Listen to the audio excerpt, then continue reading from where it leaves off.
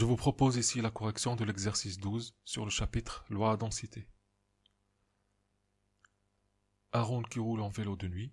Son vélo est visible grâce à une ampoule dont la durée de fonctionnement en heures peut être modélisée par une variable aléatoire notée x. Cette variable aléatoire va suivre une loi exponentielle de paramètre lambda, avec lambda strictement positif. Première question. On suppose que b est un réel positif. Démontrer que la probabilité que x soit inférieur ou égal à b est égale à 1 moins exponentielle de moins lambda b. Deuxième question. On sait que la probabilité que l'ampoule fonctionne encore après 50 heures d'utilisation est égale à 0,9.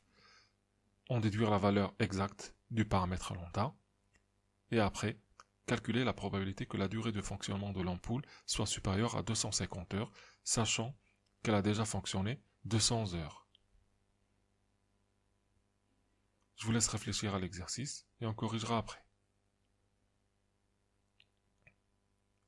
Commençons par la première question. Donc ici, on doit démontrer que p de x inférieur ou égal à b est égal à 1 moins exponentielle de moins lambda b. Donc, p de x inférieur ou égal à b, ça va être égal à l'intégrale de 0 à b lambda exponentielle de moins lambda t dt, ce qui fait la primitive entre 0 et b. La primitive de lambda exponentielle de moins lambda t est égale à moins exponentielle de moins lambda t. En remplaçant par b et par 0, on va trouver moins exponentielle de moins lambda b, moins exponentielle de 0. Ce qui fait moins exponentielle de moins lambda b plus 1. Du coup, ça nous donne 1 moins exponentielle de moins lambda b. Passons maintenant à la deuxième question. Donc ici, on doit en déduire la valeur exacte de lambda, sachant que la probabilité que x soit supérieur à 50 est égale à 0,9.